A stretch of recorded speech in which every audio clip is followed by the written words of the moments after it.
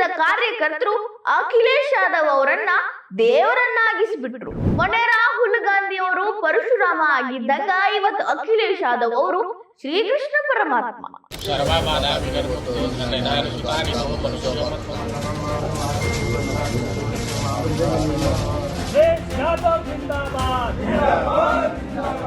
ದೇವರ ಹೆಸರೊಳಗ ರಾಜಕೀಯ ಮಾಡಬಾರ್ದು ಅಂದವರನ್ನೇ ದೇವರಾಗಿ ಮಾಡಾಕತ್ತಾರಲ್ರಿ. ಒಂದೇ ಒಂದು ಸಲ ರಾಮ ಮಂದಿರಕ್ಕೆ ಬರ್ದೇ ಇರೋ ಅಖಿಲೇಶ್ ಯಾದವ್ ಅವರು ನಮ್ಮ ರಾಮ ಅಂತಾರ. ಹಿಂದೂ ಮತಗಳನ್ನ ಪಡೆಯೋದಕ್ಕಾಗಿ ರಾಜಕಾರಣಿಗಳ ಕಸರತ್ತು ನೋಡ್ರಿ. ರಾಜಕಾರಣಿಗಳಿಗೆ ಹಿಂದೂ ವೋಟ್ ಬ್ಯಾಂಕ್ ರೆಡಿ ಆಗೈತಿ ಅನ್ನೋದು ಗೊತ್ತಾಗೈತಿ. ಹೆಂಗರೆ ಮಾಡಿ ಹಿಂದೂಗಳ ಮತವನ್ನ ನಾವೇ ಪಡಿಬೇಕು ಅಂತ ಒಂದಿಲ್ದು ಒಂದು ಮಸಲತ್ತು ಚಾಲು ಐತಿ. ಇದು ಒಬ್ಬರಿಬ್ಬರು ರಾಜಕಾರಣಿ ಅಥವಾ ಒಂದು ಎರಡು ಪಕ್ಷದಲ್ರಿ, ಎಲ್ಲರೂ ಮಾಡಾಕತ್ತಿರೋದು ಇದನ್ನ. ಈಗ ಯಾರ ಬಾಯಿಂದ ರಾಮ ಕೃಷ್ಣನ ಹೆಸರೊಳಗ ರಾಜಕೀಯ ಮಾಡ್ತಾರೋ ಅಂತ ಮಾತು ಬರ್ತಿತ್ತಲ್ಲ, ಇವತ್ತು ಅವರೇ ರಾಮ ಕೃಷ್ಣ ಪರಶುರಾಮನ ಅವತಾರದಾಗ ಪೋಸ್ಟರ್ ಒಳಗ್ ಕಾಣಕತ್ತಾರ. ಇವತ್ತು ಅಖಿಲೇಶ್ ಯಾದವ್ ಅವರ ಬರ್ತಡೇ, ಹುಟ್ಟು ಹಬ್ಬದ ದಿನದಂದು ಅವರ ಅಭಿಮಾನಿಗಳು, ಅವರ ಪಾರ್ಟಿಯ ಕಾರ್ಯಕರ್ತರು ಏನು ಕೆಲಸ ಮಾಡ್ಯಾರಂದ್ರ ಹೋಮ ಕುಂಡ ರೆಡಿ ಮಾಡಿಕೊಂಡು ಹೋಮ ಹವನ ಮಾಡಕತ್ತಾರ. ಅವರ ಅಧ್ಯಕ್ಷರಿಗೆ, ಅವರ ರಾಜಕೀಯ ಪಕ್ಷದ ನಾಯಕನಿಗೆ ಒಳ್ಳೇದಾಗ್ಲಿ ಅನ್ನೋ ಒಂದು ಉದ್ದೇಶ. ಆದ್ರ ಅಲ್ಲಿ ಅವರೆಲ್ಲ ಏನು ಮಾಡಿದ್ರು, ಶ್ರೀಕೃಷ್ಣ ಪರಮಾತ್ಮನ ಅವತಾರದಾಗ ಅಖಿಲೇಶ್ ಯಾದವ್ ಅವರ ಭಾವಚಿತ್ರದ ಪೋಸ್ಟರ್ ಹಿಡಿದು ಹವನ ಮಾಡಕತ್ತಾರ.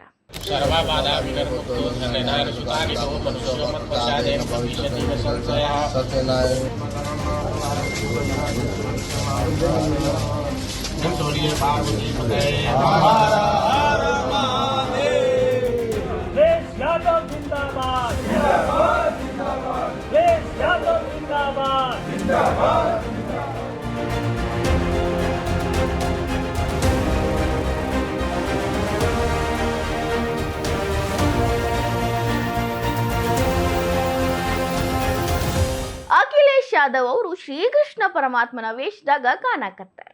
ಅಲ್ಲಿ ಹೋಮ ಹವನ ಮಾಡ್ಕೋತ ಅವರಿಗೆ ಜೈಕಾರನು ಕೇಳ್ಬಂತು.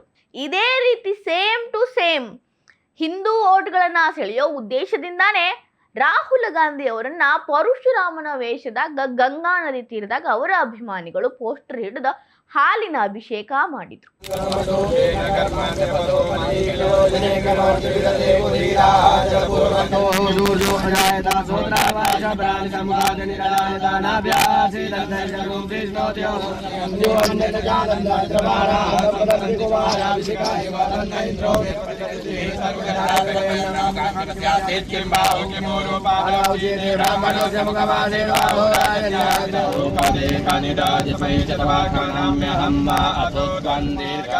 ಇದು ಕೂಡ ನಡೆದಿದ್ದು ರಾಹುಲ್ ಗಾಂಧಿ ಅವರ ಹುಟ್ಟು ಹಬ್ಬದ ನಿಮಿತ್ತವಾಗಿ. ಇವತ್ತು ಅಖಿಲೇಶ್ ಯಾದವ್ ಅವರ ಹುಟ್ಟು ಹಬ್ಬದ ನಿಮಿತ್ತವಾಗಿ ಅವರು ಶ್ರೀಕೃಷ್ಣನ ಅವತಾರದಾಗ ಭಾವಚಿತ್ರದಾಗ ಕಾಣಿಸಿದ್ರು.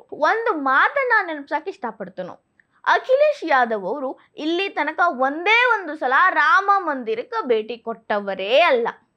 ಆದ್ರೂ ಕೂಡ ಮೊನ್ನೆಯಿಂದ ರಾಮ ಮಂದಿರ ಹುಂಡಿ ವಿಚಾರ ಏನು ಇಶ್ಯೂ ಬಂತಲ್ರಿ, ಅವಾಗಿಂದ ಬರೀ ರಾಮನ ಬಗ್ಗೆನೇ ಮಾತಾಡ್ಲಿಕ್ಕತ್ತಾರ, ರಾಮನ ಬಗ್ಗೆನೇ ಪ್ರೆಸ್ ಮೀಟ್ ಮಾಡ್ಲಿಕ್ಕತ್ತಾರ. ಕೇಸರಿ ಶಾಲನ್ನು ಕೂಡ ಧರಿಸಿ ನಮ್ಮ ರಾಮ ಅಂತ ಅನ್ಲಿಕ್ಕತ್ತಾರ. ರಾಮ ಭಕ್ತರ ಪರವಾಗಿ ಮಾತುಕತೆ ಮಾಡಾಕತ್ತೀನಿ, ನನಗೂ ಹಿಂದೂಗಳು ರಾಮನ ಮೇಲ ಭಕ್ತಿ, ಪ್ರೇಮ, ಕಾಳಜಿ, ನಿಷ್ಕಲ್ಮಶವಾದ ಭಕ್ತಿ ಐತಿ ಅನ್ನೋದನ್ನ ತೋರಿಸ್ಕೊಳ್ಳೋ ಪ್ರಯತ್ನ ಮಾಡ್ಲಿಕ್ಕತ್ತಾರ. ಅಖಿಲೇಶ್ ಯಾದವ್ ಅವರ ಈ ಒಂದು ಪ್ರಯತ್ನಕ್ಕ ಯೋಗಿ ಆದಿತ್ಯನಾಥ್ ಅವರು ಮೊನ್ನೆ ಅಷ್ಟನ್ನ ತಣ್ಣೀರೆರ್ಚಿದ್ರು. ಅಖಿಲೇಶ್ ಯಾದವ್ ಅವ್ರಿಗೆ ನಿಮಗ ರಾಮನ ಬಗ್ಗೆ ಇಷ್ಟೊಂದು ಪ್ರೀತಿ ಇದ್ರ ಬರ್ರಿ ರಾಮ ಮಂದಿರಕ್ಕ, ಇನ್ನೂ ಒಳ್ಳೆ ಬುದ್ಧಿ ನಿಮಗ ಬರ್ತೈತಿ. ಇದಕ್ಕಿಂತ ಮುಖ್ಯವಾಗಿ ಮಥುರಾ ಶ್ರೀಕೃಷ್ಣನ ದೇವಸ್ಥಾನ ನಿರ್ಮಾಣದ ಬಗ್ಗೆ ಮಾತಾಡ್ರಿ ಅಂತ ಟಾಂಗು ಕೊಟ್ರು. अखिलेश जी, अयोध्या को तो राम भक्तों ने सजा और संवार दिया है, आप उसकी चिंता मत करिए, पश्चाताप करिए, एक बार रामलला का दर्शन कर लीजिए, कम से कम इसी से और सद्बुद्धि आएगी। और अब तैयारी करिए कि हम कृष्ण कन्हैया के लिए भी कुछ कर सकें। अब मथुरा की बात करिए, अगर सचमुच अपने को धार्मिक कहलाने का प्रयास कर रहे हो तो मथुरा वृंदावन पे खुल करके बोल दीजिए। श्री कृष्ण जन्मभूमि पर खुल करके बोल दीजिए और बोलिए ना। ಯಾಕೆ ಮಾತಾಡತ್ತಿಲ್ಲ ಅಖಿಲೇಶ್ ಯಾದವ್ ಅವರು? ಯೋಗಿ ಆದಿತ್ಯನಾಥ್ ಅವ್ರು ಹೇಳ್ದಂಗ ಮಥುರಾ ಕೃಷ್ಣ ದೇವಸ್ಥಾನದ ಬಗ್ಗೆ, ಅಲ್ಲಿನ ಪೂಜೆ ಪುನಸ್ಕಾರಗಳು ನೆರವೇರಿಸುವ ಬಗ್ಗೆ ಮಾತಾಡ್ಬೇಕಿತ್ತು. ಅದೇ ರಾಜಕೀಯಕ್ಕೆ ಯಾವೆಲ್ಲ ಮಾತುಗಳು ಯೂಸ್ ಆಗ್ತಾವಲ್ಲ, ಆ ರಾಜಕಾರಣಿಗಳು ಅವೇ ಮಾತುಗಳನ್ನ ಆಡ್ತಾರ. ಅದಕ್ಕೆ ಲೇಟೆಸ್ಟ್ ಉದಾಹರಣೆ ಅಖಿಲೇಶ್ ಯಾದವ್ ಅವರು. ರಾಮ ಮಂದಿರ ನಿರ್ಮಾಣವನ್ನೇ ವಿರೋಧಿಸಿದ ಪಕ್ಷ ಇವ್ರದ್ದು. ರಾಮ ಮಂದಿರ ನಿರ್ಮಾಣಕ್ಕಾಗಿ ಹೋರಾಟ ಮಾಡಿದ್ದ ಕರಸೇವಕರನ್ನ ಗುಂಡಿಟ್ಟು ಕೊಲ್ಲಿಸಿದ್ರು ನಿಮ್ಮ ತಂದೆ ಮುಲಾಯಂ ಸಿಂಗ್ ಯಾದವ್ ಅವರು. ಇವತ್ತ ಮಗ ಬಂದು ಬಹಳಷ್ಟು ಪ್ರೀತಿ ಭಕ್ತಿಯಿಂದ ರಾಮ ಮಂದಿರ, ರಾಮನ ಭಕ್ತಿ ಬಗ್ಗೆ ಮಾತಾಡತ್ತಾರ. ಒಂದ್ಸಲಾನು ರಾಮ ಮಂದಿರಕ್ಕೆ ಭೇಟಿ ಕೊಡದೇ ಇರೋ ಅಖಿಲೇಶ್ ಯಾದವ್ ಅವರು ರಾಮನ ಬಗ್ಗೆ ಮಾತಾಡತ್ತಾರಂದ್ರ ಇದು ವೋಟ್ ಬ್ಯಾಂಕ್ಗೋಸ್ಕರ ಅಲ್ಲದೆ ಇನ್ನೇನಿರ್ತೈತಿ? ಹಿಂದೂಗಳ ಮತಗಳನ್ನ ತಮ್ಮ ಬ್ಯಾಂಕ್ಗೆ ಹಾಕಿಸ್ಕೊಳ್ಳೋದಿಷ್ಟ ರೀ. ಹಿಂದೂ ಮತಗಳು ಕ್ರೋಢೀಕರಣ ಆಗ್ಯಾವ ಅನ್ನೋದು ಅವ್ರಿಗೆ ಗೊತ್ತಾಗ್ಬಿಟ್ಟೈತಿ. ನಮಗೇ ಬರಬೇಕು, ಉತ್ತರ ಪ್ರದೇಶದ ಮುಂದಿನ ವರ್ಷ ನಡೆಯೋ ಎಲೆಕ್ಷನ್ ಒಳಗ ನಾವೇ ಗೆಲ್ಲಬೇಕು ಅನ್ನೋ ಆಸೆ ಇರಬೇಕು.